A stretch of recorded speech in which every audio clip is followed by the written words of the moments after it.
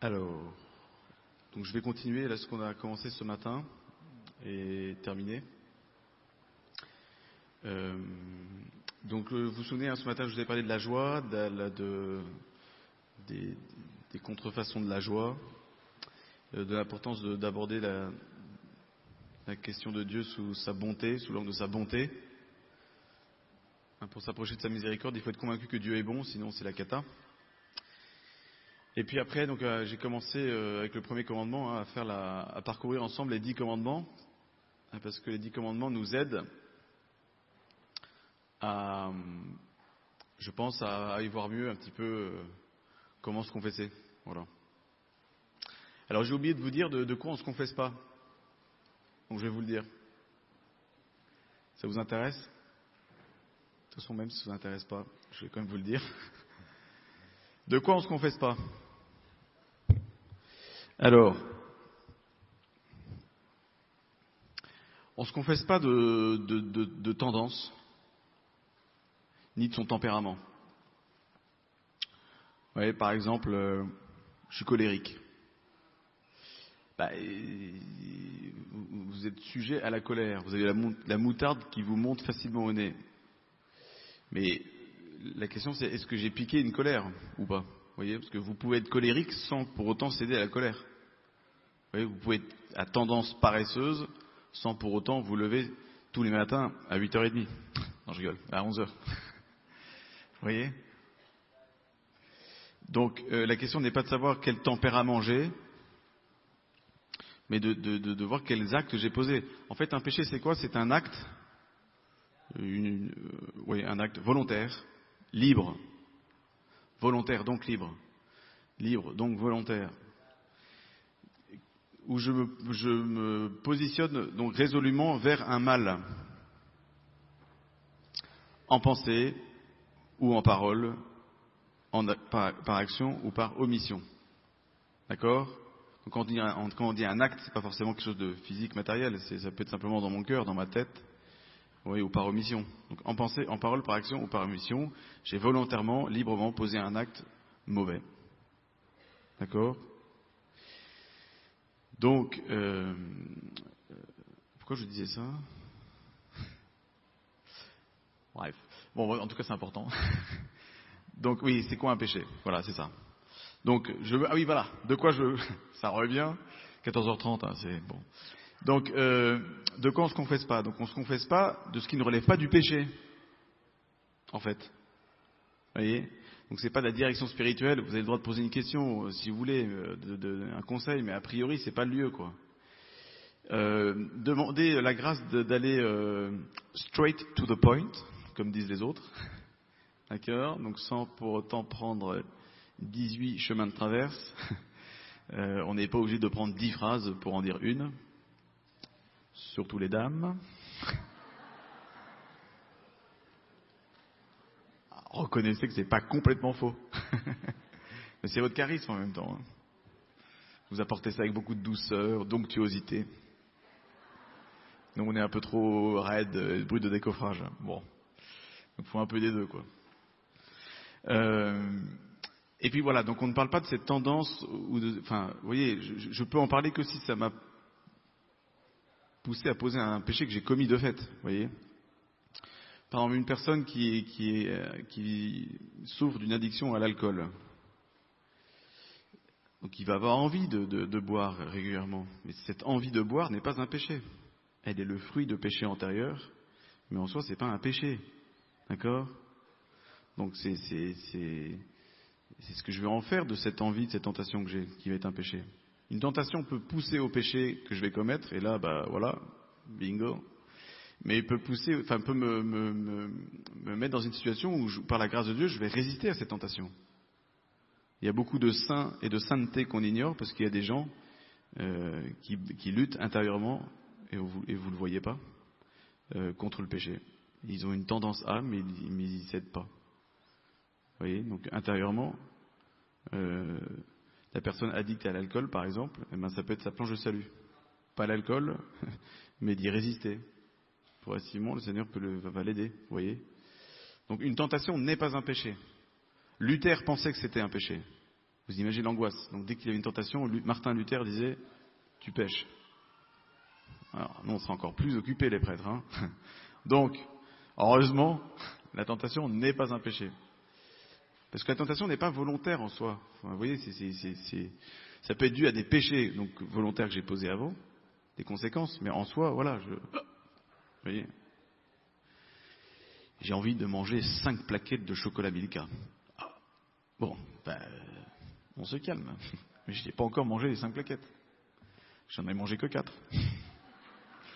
Bon, donc on ne s'accuse pas de tendance, ni de tentation, voilà, ni de tempérament, et ni de choses vagues, ou alors à l'extrême inverse, trop précises, quoi. Vous voyez ?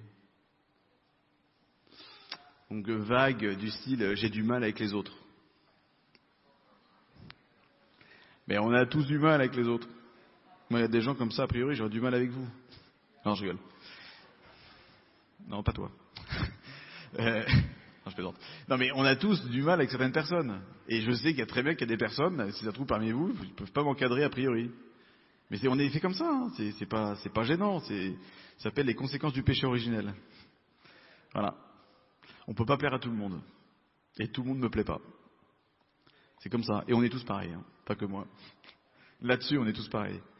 Donc la question c'est comment j'essaie de me comporter avec des personnes avec qui j'ai du mal, ou avec des personnes dont je sais qu'elles ont du mal avec moi. Vous voyez ? Voilà, ou de trucs trop vagues comme je disais tout à l'heure. Hein, mon père, j'ai manqué de charité.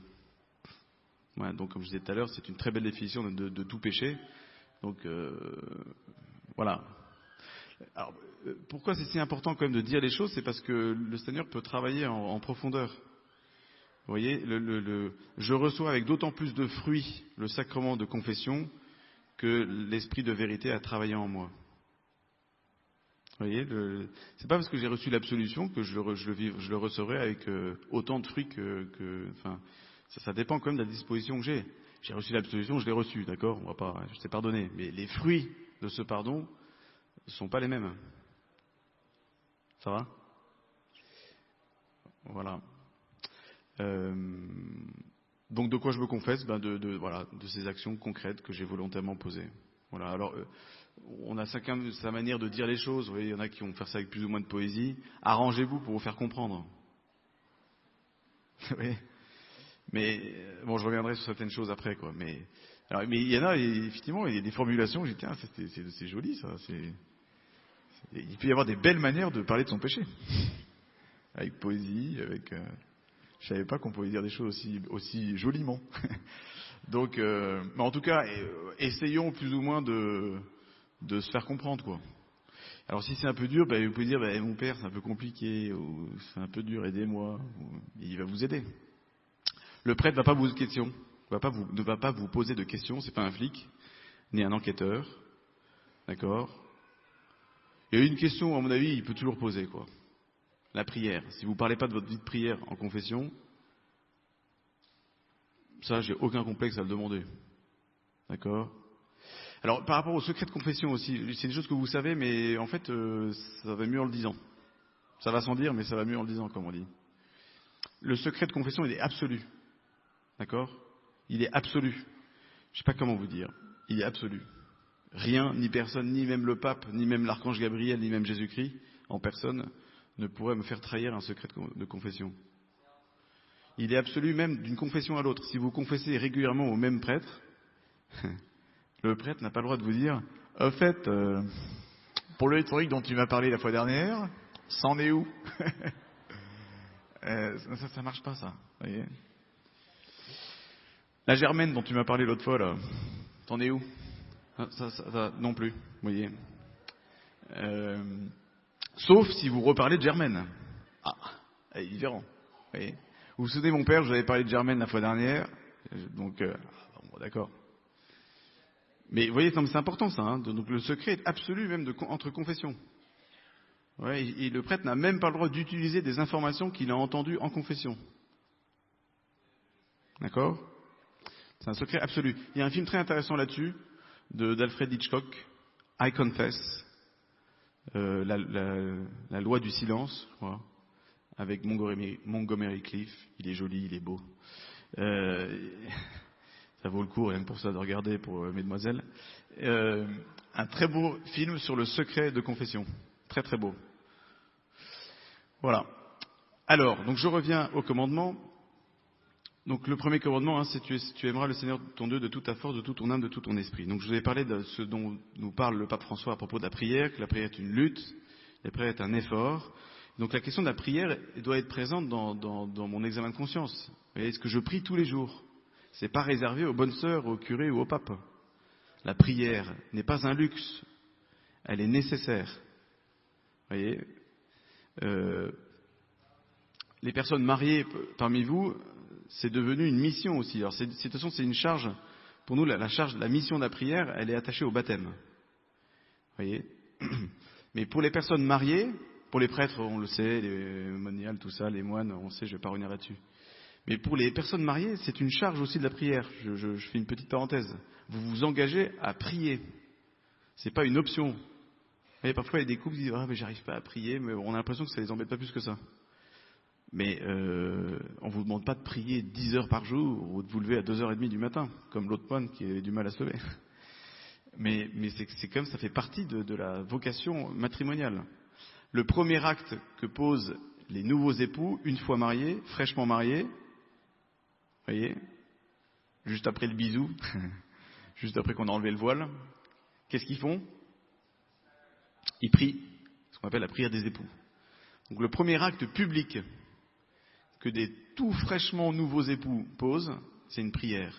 C'est pas anodin, hein, c'est comme ça que ça se passe. C'est bien pour manifester que la charge de la prière est une charge essentielle du couple chrétien. Vous voyez. Alors évidemment, comme je disais tout à l'heure, on ne s'est pas appelé à prier de la même manière que des autres états de vie. Ça c'est évident. Voilà, donc la question de la prière. Voilà, alors le pape effectivement en parle beaucoup, c'est pour ça que je me suis un peu appesanti dessus, parce que pour lui c'est un thème qui est très important. La prière comme combat, la prière comme lutte, et notamment la prière aussi liée au pardon, au sens où il n'y a pas de prière possible sans pardon. Hein, quand saint Paul nous invite à rester en paix avec ses frères, et quand le Seigneur lui-même dit « Si vous pardonnez aux hommes leurs fautes, votre Père Céleste vous pardonnera aussi, mais si vous ne pardonnez pas aux hommes, à vous non plus, votre Père ne pardonnera pas vos fautes. » C'est difficile, hein, mais au moins, il n'y a pas la peine de faire 10 ans de théologie pour comprendre, le Seigneur est assez clair là-dessus. À un autre moment, hein, le Christ dit dans l'Évangile, hein, c'est comme ça que votre Père des cieux vous traitera si vous ne pardonnez pas à vos frères de tout votre cœur. C'est exigeant, hein. Alors ça prend du temps, ça. Pouvoir pardonner prend du temps. Il y a des choses il y a des blessures qui sont tellement lourdes qu'on ne peut pas humainement pardonner comme ça. Enfin, la grâce de Dieu, elle nous aide tout de suite, mais le temps ne respecte pas ce qu'on fait sans lui, quoi. Donc on a besoin de temps. Donc il ne faut pas s'inquiéter que ça prenne du temps. Je pense qu'on peut voir si vraiment on commence à être sur le chemin du pardon, si on est capable de souhaiter du bien pour l'autre. Hein, si on ne lui en tient plus rigueur, et si on est capable de souhaiter du bien pour l'autre. Ça ne veut pas dire qu'on ne souffrira pas. Hein. On peut souhaiter du bien pour l'autre tout en souffrant. On peut être joyeux tout en souffrant.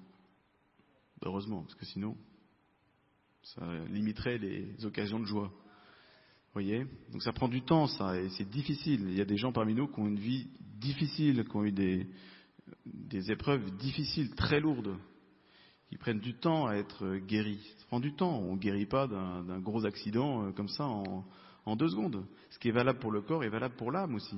Ça prend du temps. Il ne faut pas s'inquiéter que ça prenne du temps, mais il faut qu'on accepte que le Seigneur nous guide là-dedans, quoi. Et ne pas reporter à demain en disant bon, puisque ça prend du temps, je m'en fous.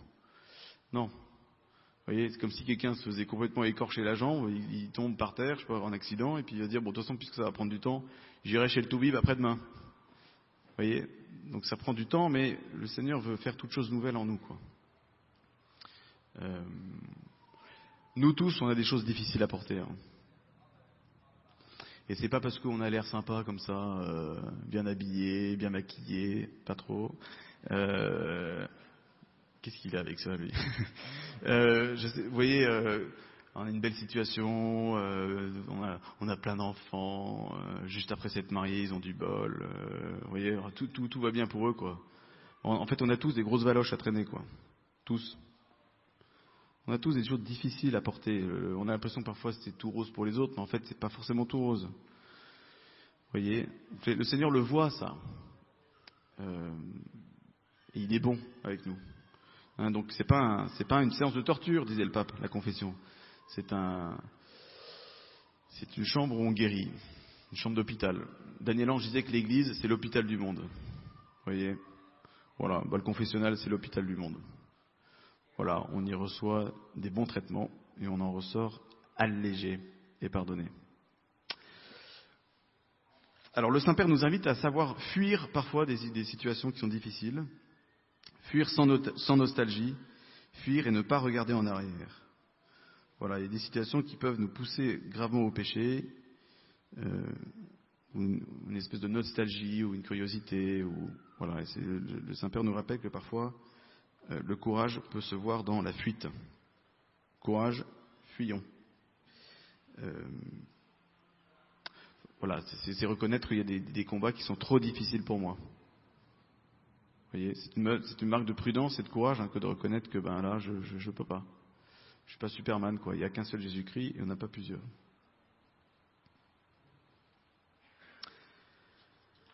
Alors, deuxième commandement, tu ne prononceras pas le nom de Dieu en vain. Et puis aussi, donc, la question de ne pas se faire des idoles. Alors, pour ça, le Saint-Père, le Pape François, a dénoncé pas mal de fois dans ses homélies du matin les méfaits du bien-être et du provisoire. Notamment sur les questions de la richesse. Vous savez que le pape actuel est très sensible à la pauvreté, il en vit lui-même intensément, il a choisi comme nom l'un des plus grands maîtres en la matière, et il invite effectivement à une église pauvre, une église de pauvres pécheurs, qui le reconnaissent, qui se reconnaissent comme tels, voilà, et qui ne perd pas son temps dans les vanités de ce monde. Voilà, effectivement, on le sait tous, c'est un danger pas seulement pour les autres, pour nous-mêmes. Voilà, et le Saint-Père nous invite à être vigilants par rapport à ça. Donc c'est effectivement l'un de ces thèmes récurrents, il y revient souvent, et les gestes que lui-même a posés comme jeune pape sont assez éloquents là-dessus. Voilà, et il tient à ce que on demeure dans la pauvreté. Le but, c'est d'être accessible aux autres, en fait, de ressembler au Christ qui s'est rendu accessible aux autres en devenant pauvre. Vous voyez ? Alors le pape du coup a dénoncé pas mal de fois les richesses culturelles actuelles qui peuvent nous empêcher d'avancer. La culture du bien-être et la fascination du provisoire, dit-il.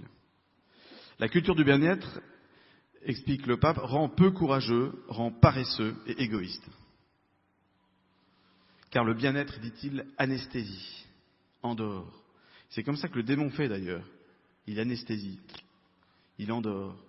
Vous étiez éveillé à certaines choses, puis progressivement vous vous habituez à certaines choses, puis il vous endort tranquillement.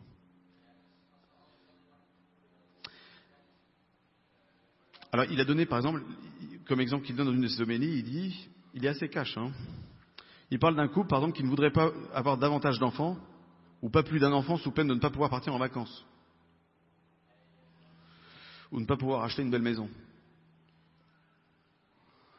Alors il continue, le croyant veut bien suivre le Seigneur, mais jusqu'à un certain point parfois, en déplorant les ravages du bien-être, qui le privent de ce courage pour se rapprocher de Jésus. C'est la première richesse de notre culture d'aujourd'hui, la culture du bien-être, qui peut nous écarter de Jésus. Et puis l'autre écueil dont parle le pape, c'est la fascination du provisoire. Les hommes d'aujourd'hui sont amoureux du provisoire. Les propositions définitives que fait Jésus ne plaisent pas, car l'homme a peur du temps de Dieu, un temps qui est définitif. Et ça nous plaît pas. On a l'impression de se ligoter et de perdre notre liberté. Si Dieu est le Seigneur du temps, dit le pape, les hommes, eux, sont les seigneurs du moment. En voulant devenir maîtres du temps, les hommes réduisent le temps au moment, en se contentant du provisoire. Ça fait allusion à cette parabole du semeur, donc cette graine qui prend pendant un temps, et puis premier coup de vent, pouf, tout s'envole. Et Jésus dit, pour moi c'est le scud, vous voyez, je sais pas comment on traduit ça, le truc qui casse quoi, vous voyez, le plus terrible de l'évangile, ce sont des hommes d'un moment qui ne durent pas. Vous voyez, t'as plein de bonnes intentions, mais ça ne dure pas. Tu fais engendrer en toi un désir spirituel et tu l'avortes en n'allant pas jusqu'au bout de la grossesse. Tu t'arrêtes à mi-chemin. Tu es un homme d'un moment, tu ne dures pas. Et le Seigneur est assez exigeant par rapport à ça. En fait, c'est une forme de tiédeur dont nous savons que le Seigneur ressent quelques vomissements par rapport à cette chose. Donc le provisoire explique que le Saint-Père ne nous aide pas à suivre Jésus. Il parle par exemple des gens qui veulent se marier pour une durée limitée. Combien de couples, dit le pape, en se mariant sans se le dire, pensent dans leur cœur, tant que dure l'amour, ça ira, et après, on verra bien. 3 petits points. Voilà. Et à l'inverse, justement, il propose en exemple tous ces missionnaires, par exemple, qui sont partis, qui ont laissé femmes et enfants, terre, mère, père, sœur, brebis, bouc, tracteur, voiture, tout ce que vous voulez, pour aller annoncer le Christ jusqu'au bout, et qui ont versé leur sang. Tous ces couples qui ont vécu jusqu'au bout dans la fidélité, même si ça a été très difficile parfois, même à travers une séparation, qui sont restés fidèles quand même. Vous voyez, le Seigneur le voit ça aussi, sans juger les autres évidemment. Mais ce sont des formes aussi actuelles de martyrs et de témoignage jusqu'au bout.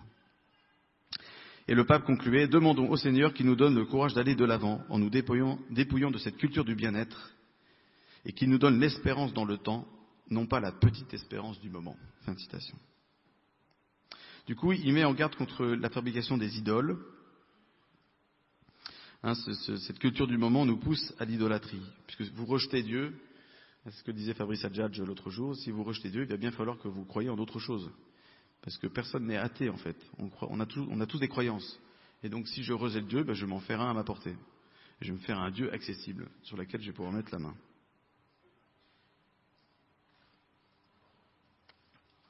Bon, alors pour les uns, ce sera la clope, pour les autres, le fric, pour les autres, la sexualité, Internet, la planche à voile à haute dose. J'invente, je sais pas moi, le parapente à haute dose, je sais pas moi, la guitare, le triangle, 10 heures par jour, je sais pas.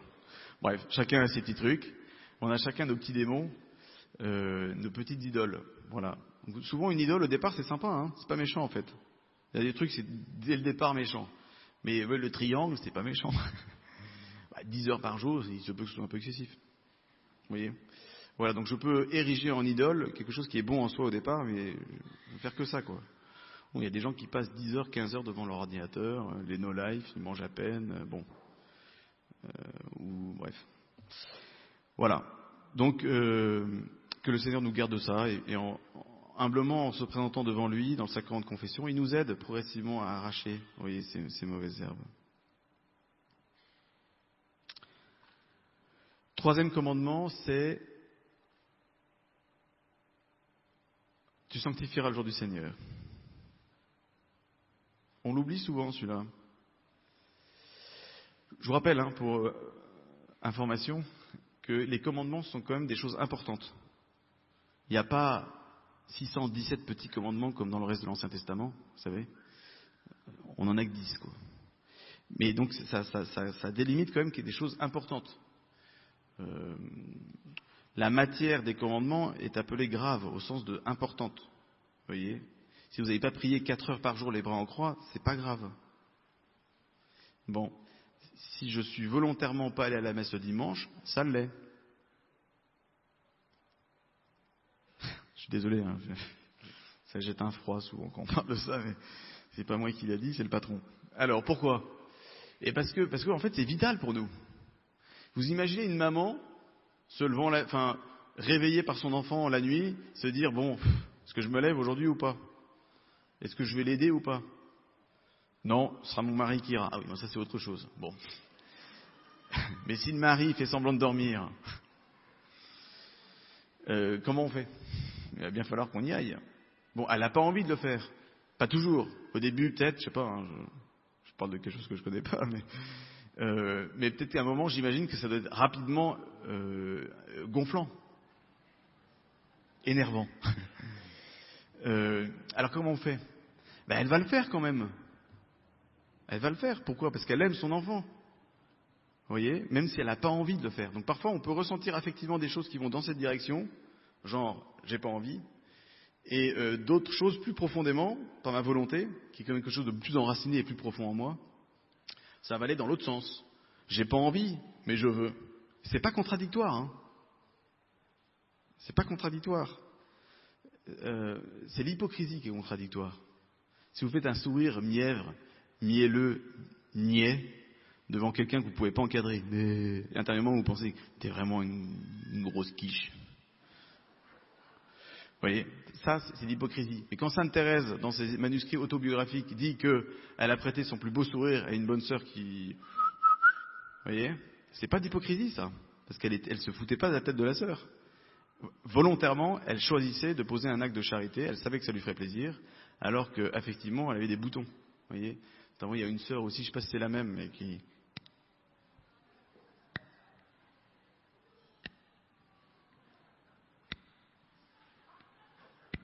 Il va le faire combien de temps? Et dans la chapelle, l'horreur. Pour moi, c'est typiquement un truc, je crois que la sœur, je la mettrais ailleurs, quoi. Ou je changerai de chapelle. Mais bon, bah ça, c'est des choses, en fait, c'est des détails, mais qui sont horripilants. Vous imaginez, si vous êtes marié avec quelqu'un qui fait ça aussi, l'angoisse.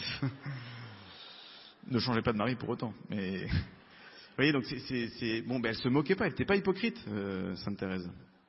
Donc c'est important hein, pour se déculpabiliser de certaines choses. Hein. Affectivement, je peux ressentir des choses qui vont dans cette direction, alors que volontairement, ça va dans l'autre direction. Vous voyez. Jésus à l'agonie, il n'a pas tripé à l'idée de se faire crucifier. Hein. Il s'est pas dit waouh, ça va être super, ça va les calmer une fois pour toutes. Et non. Et il a exprimé dans l'agonie le désir de partir en courant, quoi. Seigneur, si tu peux éviter ça, je ne dirais pas non. Mais après, hein, toujours dans sa volonté humaine, il dit, voilà, en fait, je veux ce que tu veux. Humainement, moi, l'homme Jésus, qui est tenté de baisser les bras, enfin, qui est tenté de ne pas vouloir souffrir, je le veux quand même. Affectivement, j'ai pas envie, volontairement, je le veux. Jésus n'était pas hypocrite. Là, je pense que vous êtes d'accord. Voilà. Alors, je reviens à la question de la messe. La messe, c'est quelque chose effectivement de fondamental pour nous. C'est vital. Le Seigneur dit, hein, celui qui ne mange pas ma chair, ne boit pas mon sang, n'aura pas la vie en lui. Ça veut dire que c'est important.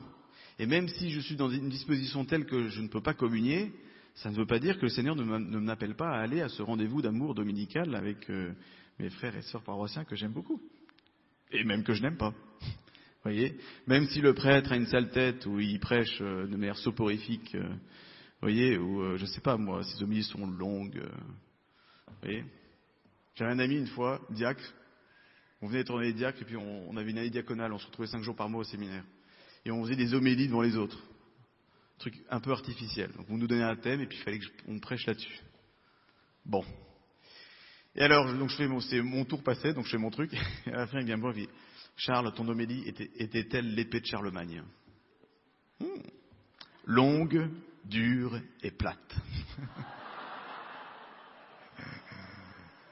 Non, mais il blaguait, j'espère. Bref, alors, voilà. Donc même si vous avez des grandes épées de Charlemagne à la messe, voilà, le Seigneur nous attend là, d'accord? Ça, c'est important, notamment par rapport à la question des vacances. J'ouvre un dossier un peu délicat, hein, mais en fait j'ai réalisé que pour certains jeunes cathos à fond, vous voyez, qui vont à la paroisse Saint-Nizier à Lyon, pour ne pas le citer, ou je sais pas. Non, je plaisante. Hein. Bref, il y a plein de paroisses intéressantes. Mais bon, alors on réalise qu'en fait, on a fait un week-end au ski. On aurait bien aimé la messe de 19h le dimanche soir, mais bon, c'était quand même pénible parce qu'il aurait fallu partir à la fin de la fermeture des remontées mécaniques. Alors, c'est pas grave. On ira demain. Oui, mais le Christ n'est pas ressuscité lundi, il est ressuscité dimanche. Donc, et il m'appelle dimanche. Plus profondément, c'est pas moi qui vais fixer l'agenda de Dieu.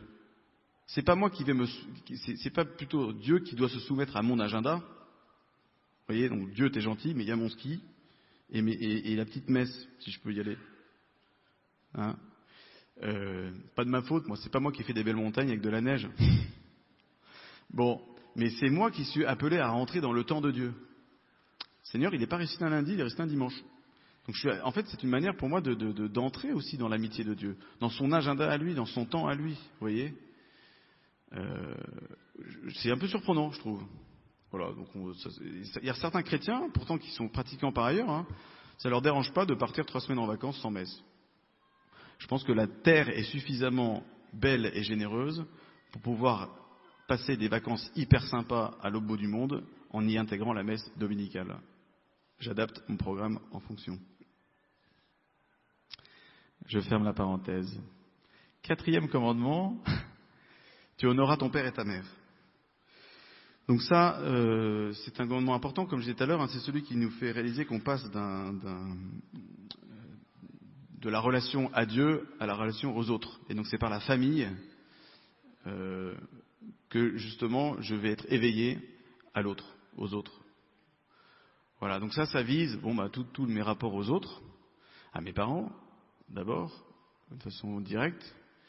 Le Seigneur ne nous demande pas d'aimer nos parents au sens d'avoir des sentiments débordants pour eux.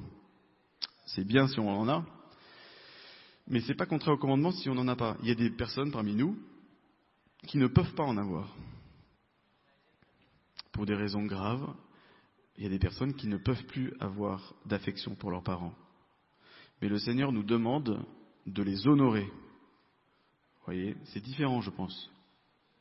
C'est différent. Voilà. Même si j'ai des parents iniques ou qui ont un comportement grave, déshonorant, ça reste mes parents. Et donc je leur dois, je sais pas, par exemple, assistance dans leurs vieux jours, etc. Je ne peux pas les laisser mourir comme des chiens. Même si eux se sont comportés comme des chiens avec moi. Je prends un exemple extrême, hein, mais je veux dire, voilà, le Seigneur nous invite à les honorer. Ça ne veut pas dire forcément avoir de l'affection débordante pour eux. L'amour, d'ailleurs, n'est pas une question d'affection débordante. Vous pouvez aimer quelqu'un, même si vous n'avez pas d'affection ou de sentiment, de passion pour lui. Heureusement. Vous voyez ? Voilà, donc tu honoreras ton père et ta mère. Ça vise aussi le rapport à l'autorité, mon chef d'entreprise. Vous voyez, voilà, est-ce que je respecte mes professeurs si je suis étudiant, les hommes politiques, les femmes politiques, les présidents, les chefs de gouvernement, les ministres qu'on n'arrive pas à encadrer. Vous voyez,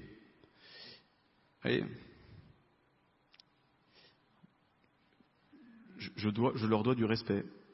C'est pas parce qu'ils ont promulgué une loi sur laquelle je voudrais bien marcher dessus que je dois marcher sur ces personnes et les traiter comme des chiens. J'aurai des comptes à rendre aussi devant Dieu par rapport à ça. Vous voyez, et ma foi chrétienne me demande aussi de respecter ces gens-là. Vous voyez, c'est difficile parfois. Mais c'est ce que dit Saint Paul, hein, honorez vos gouvernants. Il n'a pas dit vous leur obéissez au doigt et à l'œil sans réfléchir. Mais je dois quand même les honorer. Pourquoi ? Parce que c'est comme un gouvernant. Voilà. J'ai pas dit qu'il faut être bête et débile. Hein. Vous m'avez compris. Mais voilà, j'ai été frappé de ça parce que mon évêque, le cardinal Barbarin, une fois, nous a gentiment, fraternellement, vertement repris, nous les Lyonnais, en disant arrêtez de dauber sur les députés, quoi. Ouais, c'est pas tous des grands méchants et des fumistes. Il y en a, mais il n'y a pas que ça. Il y a des gens qui sont sincères et droits. Ils pensent peut-être pas comme nous, c'est pas des PCN, mais ils sont droits. Vous voyez, donc il faut qu'on prie pour eux aussi. J'ai pas le droit de mettre ma foi entre parenthèses par rapport à ces gens-là aussi. Voilà. Alors, à cette occasion du 4e commandement, le Saint-Père nous parle beaucoup de l'amour des ennemis. Voilà, il est assez exigeant comme le Seigneur l'est lui-même de s'engager résolument sur l'amour des ennemis. Donc, c'est-à-dire l'amour de gens qui ne vous aiment pas. D'accord ? L'amour de gens qui ne vous aiment pas. Le Seigneur nous invite à les aimer, à poser des actes concrets. Je répète, c'est pas avoir des sentiments débordants pour eux. Mais je peux aimer quelqu'un pour qui j'ai pas forcément de grande affection ou d'atome crochu. D'accord ? Pensons quand même qu'au ciel, on va retrouver tout ce monde-là. Hein. Enfin, sauf ceux qui n'y seront pas. Espérons qu'il y aura quand même le plus de monde possible. Mais il y a quand même des gens que vous ne pouvez pas encadrer sur cette terre. Vous allez passer l'éternité entière avec eux. Autant s'y préparer. Vous ici,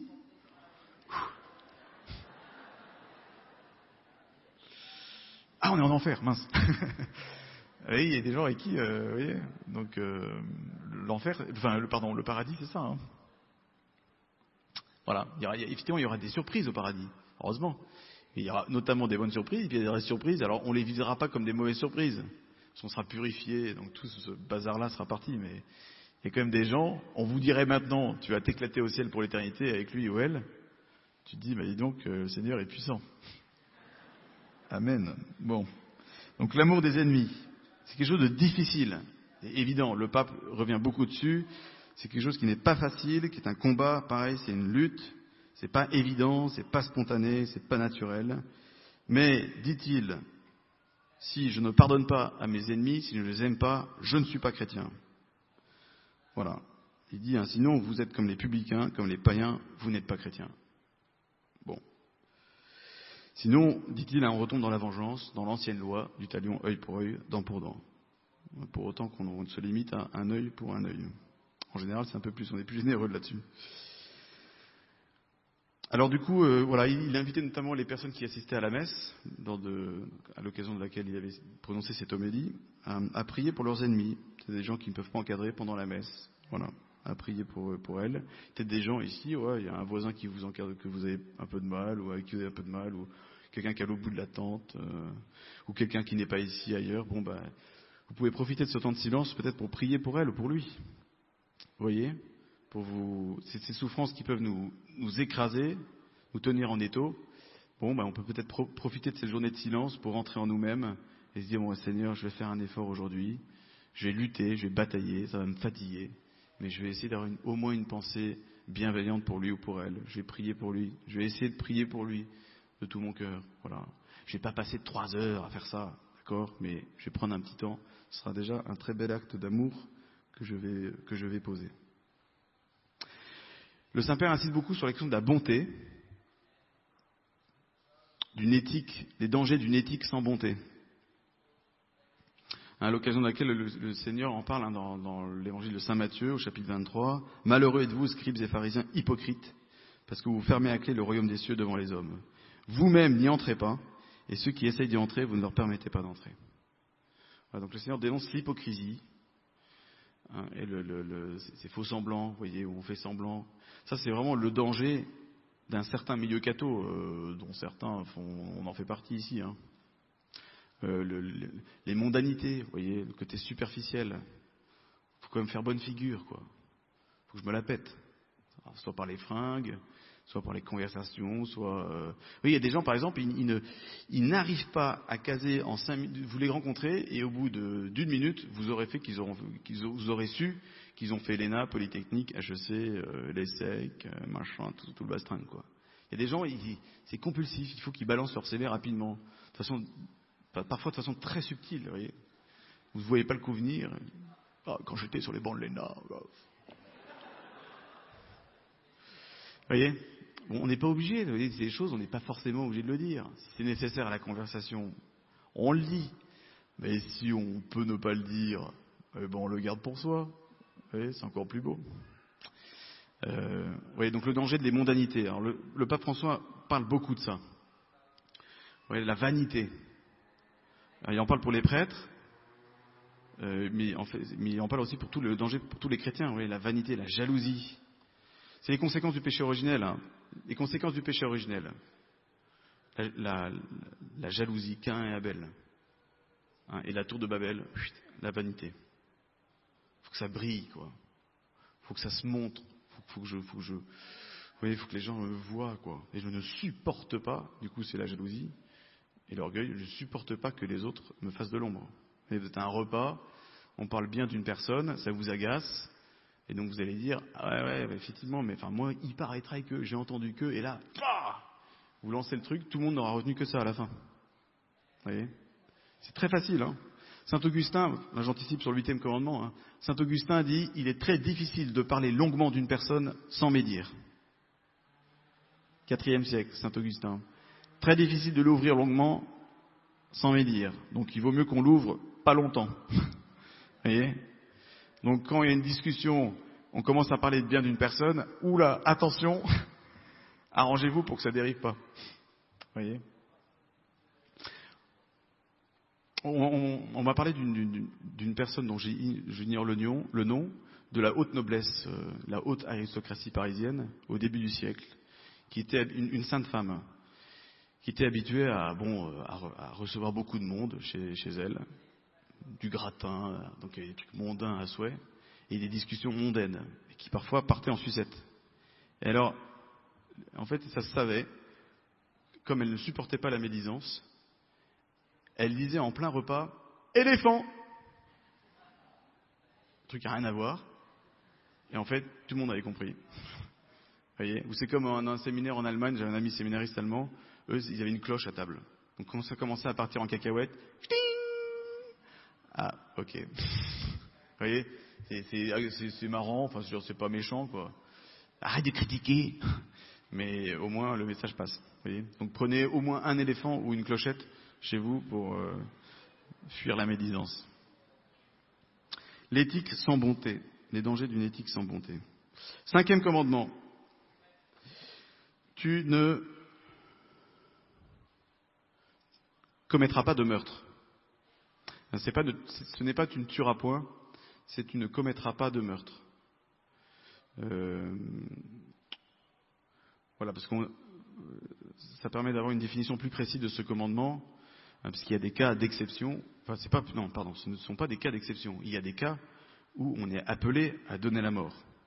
La légitime défense, par exemple, ou en cas de guerre, tuer peut être un bien. La légitime défense, vous êtes peut-être amené à mettre hors d'état de nuire un agresseur qui est en train de porter de façon imminente atteinte à votre vie. Voilà. Et le Seigneur ne demande pas de dire bah, vas-y, tire. Vous voyez ? Bon. Mais ce ne sont pas des exceptions au 5e commandement. Les commandements ne souffrent d'aucune exception. Donc ce n'est pas une exception au 5e commandement. Vous voyez ? Le meurtre, par contre, c'est une action délibérée de supprimer volontairement la vie d'une personne innocente. Et parfois, comme dans le cas de l'avortement, non seulement innocente, mais sans défense. D'où la gravité encore plus grande. D'accord ? Voilà. Donc ça vise toutes les formes d'atteinte à la vie. Elles sont multiples, on le sait. Il y a la question donc délicate, très douloureuse de l'avortement. J'en parle parce qu'il faut quand même en parler. Simplement par rapport à la question de l'excommunication, certaines personnes, vous avez peut-être entendu de façon effrayée qu'il y avait une peine d'excommunication attachée au péché d'avortement. En fait, ça vise les personnes qui n'ont subi aucune pression, même relative, en ayant commis cet acte d'avortement, d'accord, qui n'ont subi aucune pression, même relative, et ça vise des personnes qui ont été directement impliquées par cet acte-là.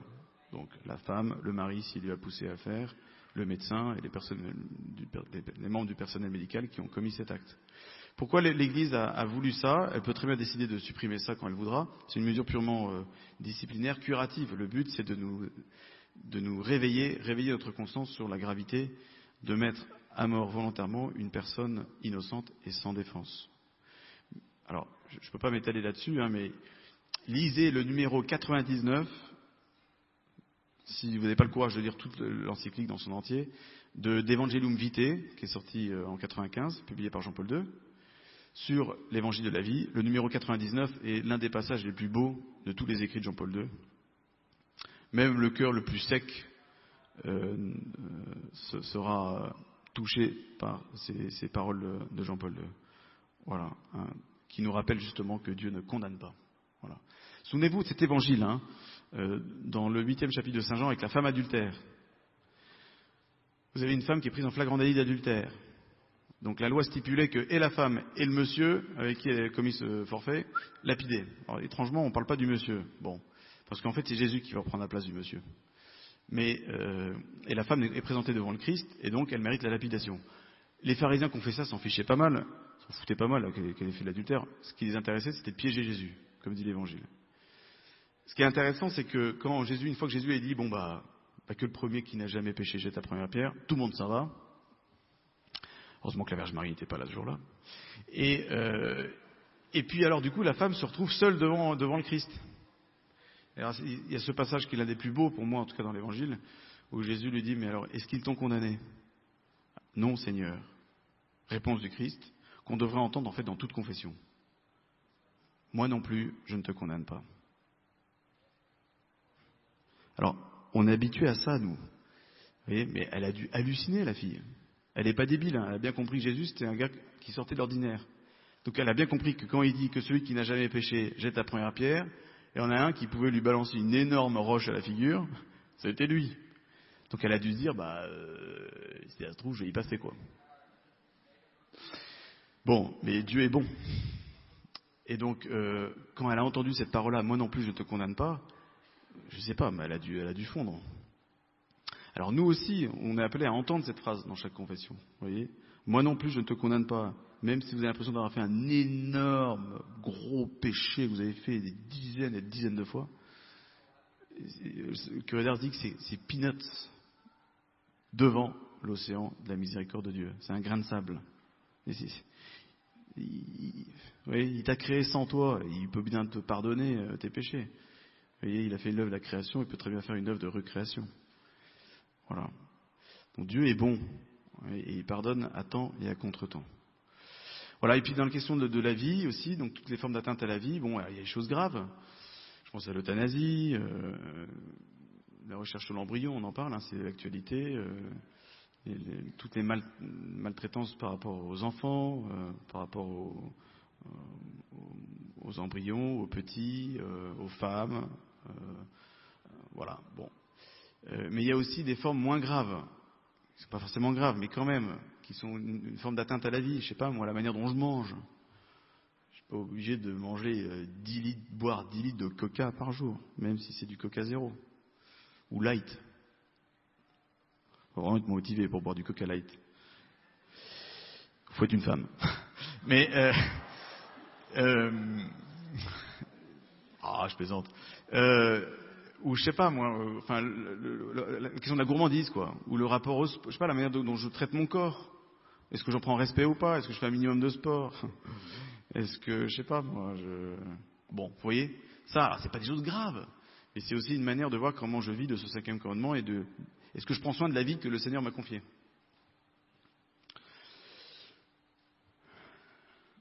Alors ça, de façon plus spirituelle, pour élargir un peu le débat, prendre de la hauteur, le pape François nous aide à voir qu'en fait, tous ces problèmes par rapport à la vie et au corps sont liés au fait que l'incarnation sera toujours un scandale. Et il ne faut pas qu'on soit étonné que l'incarnation soit scandaleuse. Et le pape François, récemment, nous a mis en garde contre le fait d'un christianisme endormi qui veut s'accommoder des conventions de ce monde, vous voyez. Il ne faut pas choquer, il faut être proche des gens. Donc sous prétexte d'être proche des gens, ça c'est une bonne chose d'être proche des gens. Jésus était très proche des gens. Mais il n'a pas édulcoré le message. Vous voyez. Il n'a pas dit, ouais, bon c'est grave, et pour toi, allez, je ferme les yeux, on s'en fiche, parce que je vais être sympa avec toi. Et je veux faire du chiffre. Vous voyez, donc, le Saint-Père nous met en garde contre le danger de vouloir aplatir un peu l'évangile, quoi, du christianisme sans le Christ, en fait, hein, et de ne pas accepter qu'il y a des choses qui sont pénibles dans l'évangile, quoi. Il y a des pages qu'on aimerait arracher. Je connais un vieux prêtre de mon diocèse, là, quand j'étais séminariste, il me racontait qu'une fois, il y a une dame qui est venue avant, au moins c'est bien, elle avait lu les textes du jour, elle est venue avant, au début de la messe, pour lui demander, mon père, est-ce que vous pourriez ne pas lire l'évangile aujourd'hui ? Pourquoi ? Alors, c'était l'évangile du jeune homme riche. Elle dit, comprenez, mon fils est quand même assez fortuné, ça risque de le blesser. Mais bien sûr, alors le prêtre lui dit, je peux quand même pas mettre Jésus à l'index, quoi. Hein. Et parfois on est tenté en fait d'arracher certaines pages, de mettre en exergue des belles pages, genre aimez-vous les uns les autres, super. Puis des pages quand même un peu plus délicates et pénibles, on a envie de les gommer ou de les enlever. Alors voilà, le Saint-Père nous invite à accepter progressivement ce scandale de la croix et à accepter qu'un chrétien, ça sera toujours en contradiction avec le monde. Et il dit, un chrétien qui ne subit aucune contradiction, aucune opposition, aucun combat, il dit, il y a un problème, il y a quelque chose qui ne va pas. C'est pas possible. Tôt ou tard, c'est pas possible. Et forcément, on rencontrera la contradiction. Le but n'est pas de cultiver la contradiction pour elle-même, ça c'est vraiment débile. C'est le fameux christianisme rigide dont parlait le Saint-Père tout à l'heure, et qui fait fuir les gens, ces phases de veillée funèbre prolongées. Mais le Saint-Père nous appelle quand même à reconnaître qu'il y a un scandale de l'incarnation, il y a un scandale de ce mystère de la vie qui s'est fait toute petite et à notre portée. Le 6e commandement, c'est « Tu ne commettras pas d'adultère ». Voilà, alors donc, ça vise toutes les atteintes à la dignité de la sexualité, à la grandeur de la sexualité, qui est quelque chose de bon. Vous voyez, c'est pas mauvais, c'est pas un mal nécessaire. Je pense que maintenant, on est tous quand même plus ou moins convaincus. Nous, les jeunes. Peut-être pas les vieux. Bon, Jean-Paul II, quand même, nous a vachement décoincés, quand même, par rapport à ça.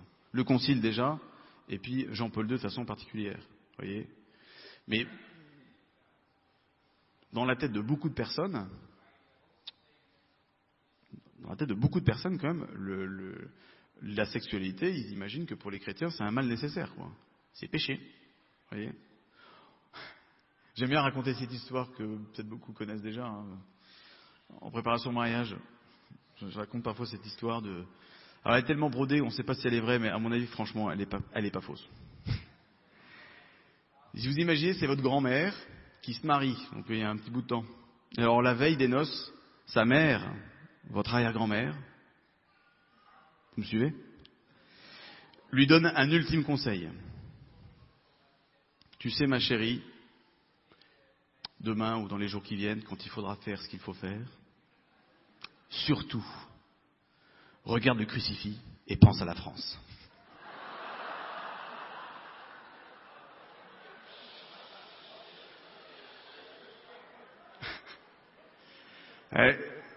Franchement, je suis sûr qu'il y a plein de trucs qui ont été plus ou moins de ce acabit-là. Le nombre d'histoires où on nous dit que les gens retournaient leurs statues, leurs icônes pendant que... Non mais on croit rêver. Ça fait flipper quand même. On rigole, mais je suis sûr qu'il y en a plein. Vous en connaissez des personnes qui ont cette approche-là. Vous prenez un micro-trottoir, vous demandez aux gens, le péché originel c'est quoi ? Il y en a plein qui vont vous dire, c'est Adam et Ève qui ont fait l'amour. Vous voyez ? C'est navrant. Mais c'est le produit peut-être aussi d'une certaine éducation ou d'une certaine conception de la sexualité que certains prêtres ont véhiculé.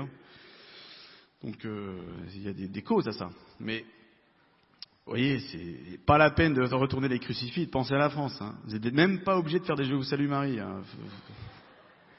Détendez-vous, ça se passe bien. Et le Seigneur est très heureux de ça. C'est une bonne chose. C'est une chose excellente. Pour autant qu'elle soit vécue dans l'espace sacré du mariage. Mais, oui, mais c'est une chose qui est bonne. C'est pas un mal nécessaire. Oui, c'est le crucifix et la France. Bon, voilà.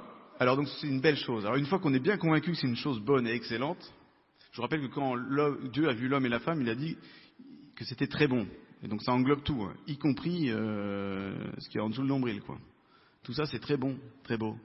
Voilà. Pour autant que ça soit fait de façon ordonnée. Alors, donc, le 6e commandement va porter, les péchés contre le 6e commandement vont porter atteinte, d'une manière ou d'une autre, à la dignité de la sexualité, à la grandeur. C'est un plaisir qui va être retourné vers soi, de façon égoïste. Parce que la sexualité est faite pour se donner à l'autre, exprimer un don total. Et par là, devenir des icônes vivantes de l'amour trinitaire. Beau, hein ? Mais c'est vrai. Donc, des icônes vivantes de l'amour qu'il y a dans la Trinité. Quand on aime, il y a une production de personnes. En Dieu, ça se vérifie. En l'homme, ça se vérifie aussi. Vous voyez ? Voilà, donc porter atteinte au 6e commandement, ça va être porter atteinte à tout ce qui ça va atteindre tout ce qui dénature justement la grandeur et la signification de la sexualité. Bon, alors malheureusement, dans le monde dans lequel on est, peut-être plus qu'avant, il y a une variété généreuse pour porter atteinte à ce commandement. Donc, je m'arrête sur ce commandement parce que c'est délicat, notamment quand on se confesse. On est gêné par rapport à ça, plus que par rapport à d'autres trucs. J'ai daubé sur le président de la République. Bon, c'est pas hyper gênant pour certains de le dire. Ah c'est bon quoi. J'ai sifflé le président hier à l'avenue des Champs-Élysées. Bon, c'est pas bien. Bon, vous le referez plus avant l'année prochaine. Non, je plaisante.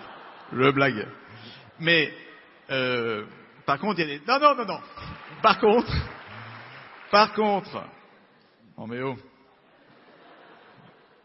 De quoi je parlais? Oui.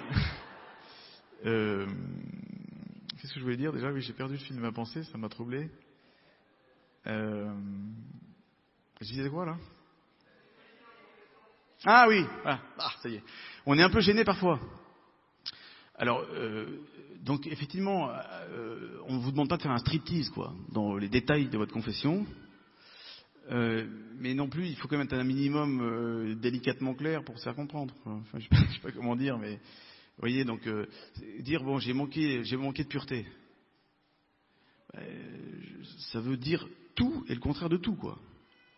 Vous voyez, c'est pas la même chose que d'avoir une pensée impure contre laquelle je me suis battu ou que j'ai entretenu, ou d'avoir eu des relations sexuelles hors mariage. Là, c'est quand même la fornication, donc c'est quand même plus gênant.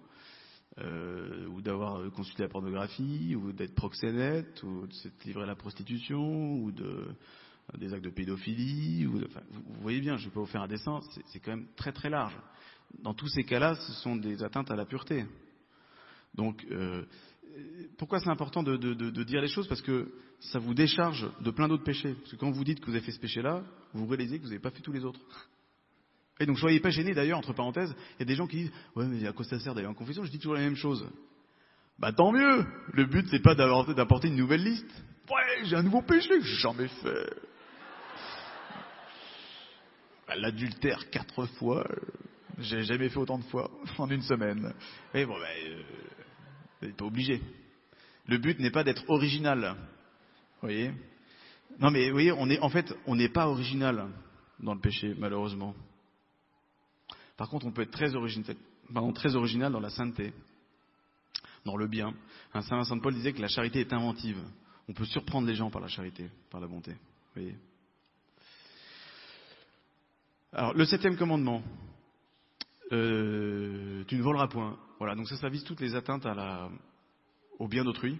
Voilà, de prendre délibérément le bien d'un autre sans son consentement, ça s'appelle un vol. Bon, voilà, je sais pas. Alors, il y a des gros vols. Vous voyez, donc, je sais pas, moi, je vais escroquer une banque, je prends 10 millions de dollars, bon. Mais il y a aussi des petits vols, vous voyez. Ticket de métro, je ne paye pas. Ticket de bus, je ne paye pas.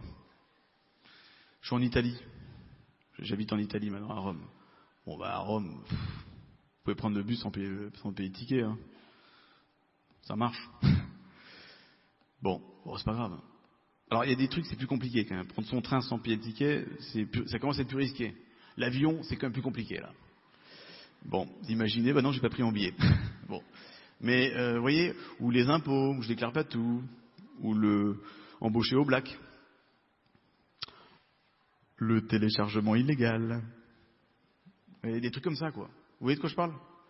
Alors, je parle de ça parce qu'une fois, un professeur qu'on avait au séminaire nous disait la charité, la sainteté, elle se voit dans les détails. Et on n'aime pas en gros. Ma chérie, je t'aime. En gros.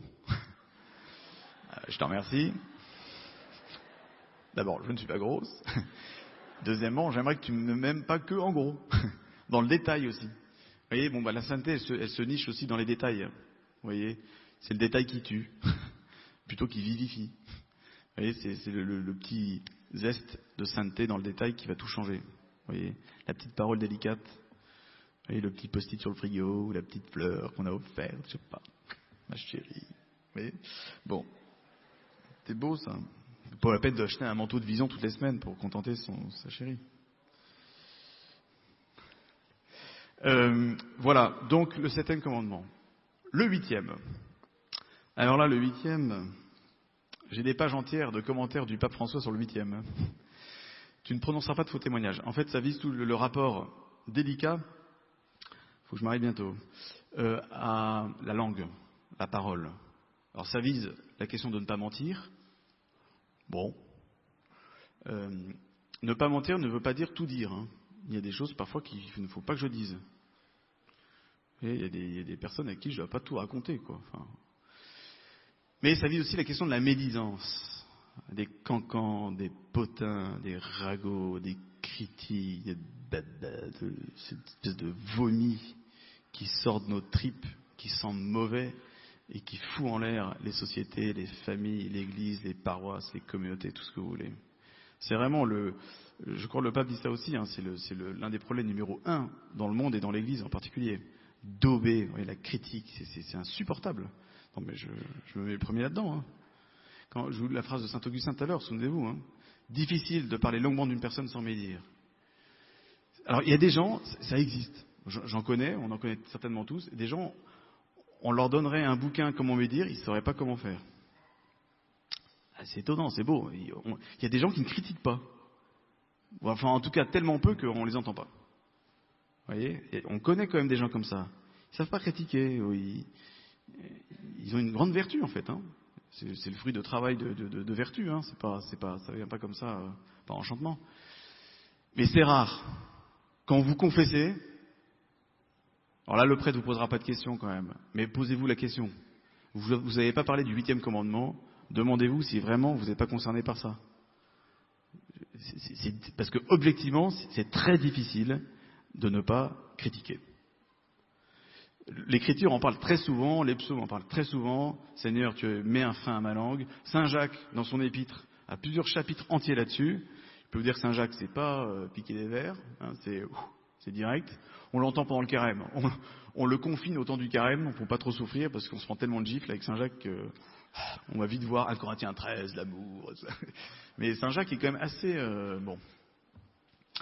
Et donc il nous met en garde sur le danger de critiquer. Une critique bien placée, bien venimeuse, peut être bien plus grave qu'un gros péché contre la pureté. Pas moi qui le dis, c'est saint François de Sales. Ah, tu t'offusques de péché contre la chair, hein, mais tu t'offusques pas de baleines encore plus grosses, de poutres, de critiques et de médisance. Vous voyez, c'est bien plus grave. Parce qu'on peut casser quelqu'un. En fait, quand on médit, on pollue 3 personnes. Vous polluez vous-même, vous polluez les oreilles de la personne à qui vous parlez, et puis vous polluez la personne sur laquelle vous daubez. C'est que ça fait quand même, ça fait du dégât, quoi. Hein, vous connaissez cette histoire de saint Philippe Néri, qui était prêtre au XVIe siècle à Rome, fondateur des oratoriens, et donc qui avait donné comme pénitence à une dame qui avait la langue pendue jusque par terre, et qui lui a donné comme pénitence, vous allez déplumer un poulet et balancer les plumes dans les rues de Rome. C'est fun. Un peu contraignant, mais c'est fun. Alors elle l'a fait, elle a dit, vous reviendrez me voir. Alors elle est revenue, et puis il lui a dit, maintenant vous allez replumer le poulet. Je peux pas. Voilà, et voilà l'effet de toutes vos médisances. Vous avez semé un mal que vous ne pouvez plus rattraper. Donc demandons vraiment au Seigneur d'être vigilant là-dessus. On aura vraiment des comptes à rendre là-dessus. Parce qu'on peut vraiment sabrer, tuer quelqu'un par la parole. Vous voyez, et ça reste. Vous voyez, c'est valable dans les couples, entre couples, hein, entre époux d'un couple, dans une famille, dans paroisse, société, tout ce que vous voulez. C'est terrible. Alors le pape, je ne peux pas tout vous lire parce qu'il faut que je m'arrête, mais a des phrases. Notamment, il parle des potins assassins. Je ne résiste pas quand même à vous dire certains passages. Voilà, il parle de Pierre, vous savez, dans l'Évangile, chapitre 21, Saint Pierre rencontre le ressuscité, et puis il y a Saint Jean qui vient. Il vient de se voir attribuer le ministère de pape, quand même. Hein. Bon, c'est quand même pas mal. Et alors, il se retourne, il voit Saint Jean, puis il dit, et alors lui, il va faire quoi? Qu'est-ce qu'il va devenir pour lui? Et alors Jésus lui dit, qu'importe. Bon, traduction, hein, mais de quoi je me mêle? C'est ton business ou pas? Toi, suis-moi.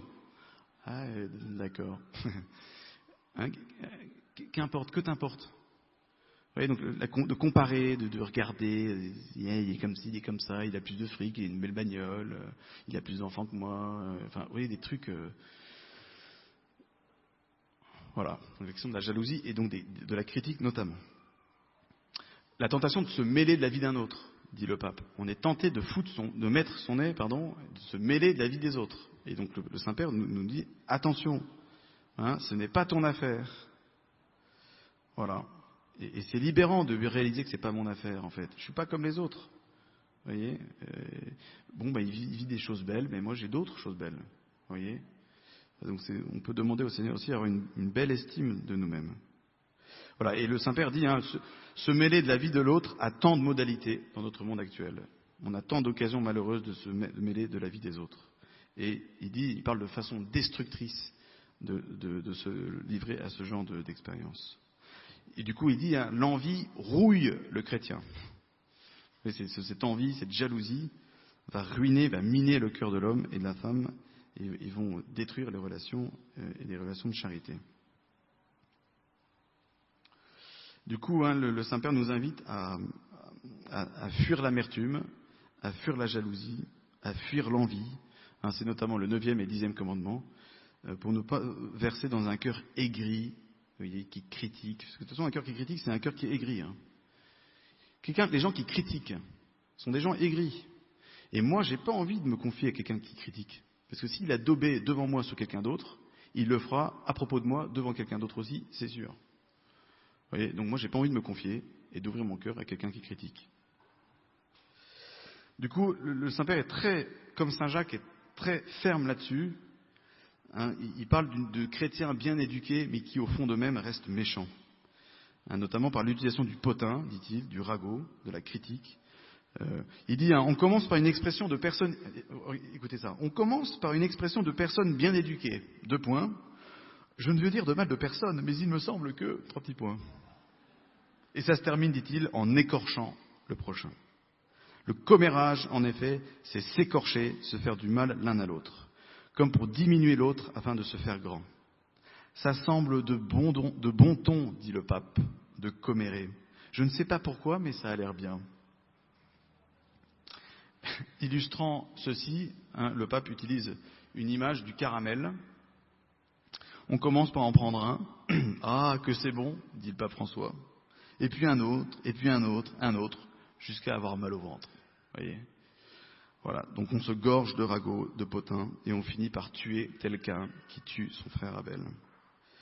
Voilà. Et c'est une manière, dit-il, de donner une gifle à Jésus et de le maltraiter et de lui cracher en pleine figure.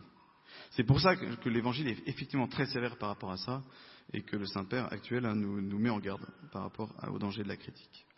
Donc devant les tentations de diminuer l'autre pour grandir, voilà, le Saint-Père nous invite, à la suite de l'Évangile, à maîtriser notre langue et avoir une vraie estime pour les autres. Voilà.